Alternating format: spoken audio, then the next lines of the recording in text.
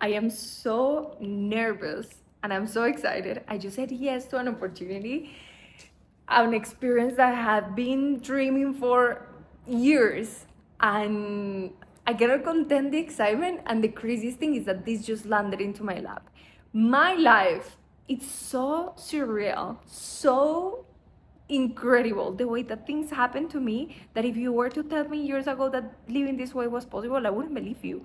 I was so used to grinding and working hard and doing everything the hard way. I thought that I needed to choose between doing everything the hard way and growing a lot, or having fun in life at the expense of my own potential.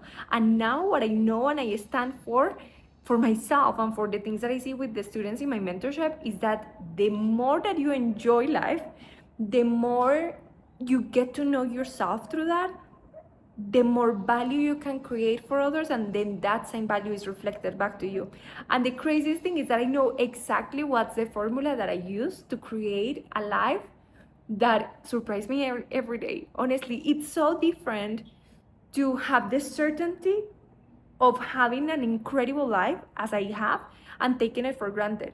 I am so certain that every day I'm God's favorite. Everything that happens in my life surprises me so much, and at the same time, I'm not entitled. I know I deserve it, but I don't take it for granted. And the formula that I have been following, it's something that I learned from a spiritual teacher called Bashar. And Bashar has a process of 3 steps. The first one is always following your highest excitement. And it is impossible for you to follow your highest excitement, to know your highest excitement, if you don't know yourself. A lot of people, they get excited about things that remind them of the trauma, that remind them of a pain, that remind them of a moment in which they have to show and prove their value and their worth. When you're truly connected with yourself, you know what's in alignment with your highest excitement. And what does alignment mean? That what you think, that what you say, that what you feel, and that what you do are in the same place, and that is pointing you in a direction. How do we achieve that? Every day we make sure that we prioritize the frequency that we're meeting life with. For many people, they wait for something exciting to find them. The way that we work is that we create that excitement in ourselves, and we know we can trust in our own frequency. It's not like you're waiting for miracles to find you. You find miracles halfway, because the miracle is not available because it is you. It's not the outside thing that you want to manifest. It's not the trip, it's not the experience, it's not the person, it's not the opportunity. You are being called to a version of yourself that is accessed through that thing.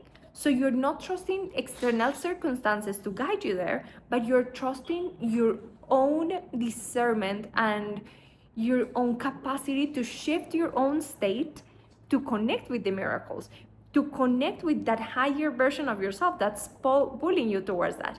The second step is to follow your highest excitement to the best of your ability. And what does best of your ability mean? Haley, but it sounds like back to grinding and working hard, right? Because if I have to do it to the best of my ability, I'm already exhausted only thinking about that. This is an example that my students gave me in one of our sessions. They were telling me, I know what's the best of my ability because it's like when I'm dancing. Many of them love dancing so much, and they know that the moment that they stop dancing is because they can't physically move anymore. They know if that they keep dancing, they're going to be so exhausted, and they're going to be literally in pain in their feet. They're not going to be capable of moving next morning, and they're not hurting themselves. They're going because they're exhausted, but it's a type of exhaustion that leaves a smile on your face. They know that if they were dancing less when they were doing it, they would feel like they wanted to keep going. So that's the best of your ability. I say we stretch, but we don't break. It's like when you're practicing yoga, when you are going to the fall in the gym, you feel like it's hard, you feel like it's painful, you feel like it's a stretch, but it's such a delicious stretch because you're growing, and it costs you, but it causes more, almost like like the little pleasure of growth. But we never get it to a point where it's painful or you're going to break, because that means you're not playing in the long term. And the third aspect of it is doing it without any intent or attachment to a result. You are doing it because of the person and the version of yourself you're becoming through it. But detachment from the result is one of the things that is going to give you the most freedom in your life. Can you do something because you deserve a chance? Because you deserve a chance to enjoy it. As I was sharing with you, my life, it's a constant miracle every day.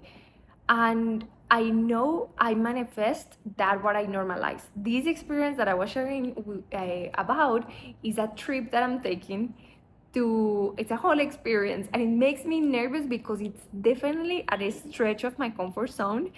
And at the same time, I have traveled the world in the most incredible ways, and every time that I travel, trips come to me at least once a month, international trips, international opportunities to meet people around the world, to travel and do what I love, because that's the other thing. I'm always traveling and doing what I love. I'm serving through my purpose, and I always come back home with better experiences. I'm so curious to meet the version of myself I'm going to be at the end of it, because I always become more of who I am. I always come back with more money, and I always come back freer.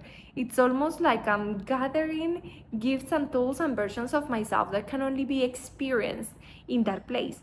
And my friends always ask me, how is it that you travel so much, and how is it that you manifest that, and do you, because I don't even seem like I'm working when I'm traveling, but it's because the work that I do, I enjoy it so much. I know my frequency is so potent that even the students that I work with, I make sure we have such a good flow. I enjoy so much the conversations. I know that I learn from them as well, that I'm choosing only to work with the people I know we can share that level of frequency.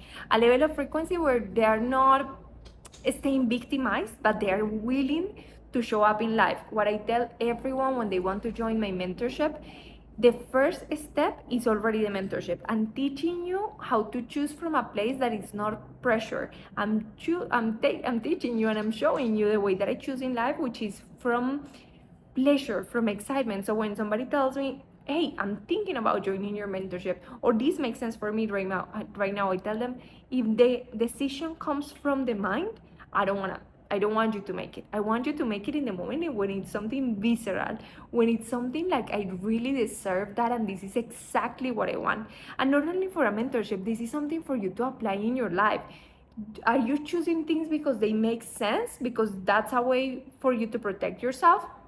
Or are you choosing life experiences that truly excite you and allow you to expand yourself? I know that if God, being almighty and being the universe, decided to divide itself to embody a person like I am, so that God could experience itself, when I limit myself from experiencing what I want, I'm also limiting God.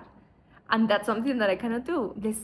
At the same moment, when all of these opportunities come to me, they come through people, but I know it is God reflecting back to me the ways in which I truly expand the universe by being more of who I am.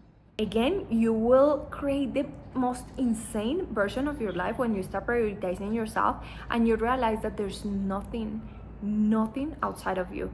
When you're thinking about reaching goals or getting things around you outside of you, there's a sense of guilt, there's a sense of shame. Am I worthy of this? Am I worthy of that? That's going to disappear. That imposter syndrome, that guilt, that shame is going to disappear when you realize that there's nothing outside of you. The only thing that you are stepping into is a higher version of yourself, a version of yourself that it's entered through that space, through that opportunity. So I wanted to share my excitement with you today, and just this formula that I apply every day, from breakfast, what am I most excited to eat today, to friendships, to my business, to relationships, to the way in which I behave with my body. And for me and for my students and my clients have brought the best results. I grew up and I developed myself in and my career in a way that everybody told me that it needed to be hard and that I needed to prove myself, and I grind so hard and I achieved many things that I'm very proud of. But what I'm most proud of is to be a permission slip to show you that it is possible to enjoy a life that is slow, a life of deliciousness, a life where it's not that you stop, it's that you slow down and you become a master of action because it comes from the right frequency. So if you want to know more about this and just share with me about you, about the transition in life you're experiencing right now, about the shifts that you would like to have, you can find me on Instagram as @elizabethramirez.co.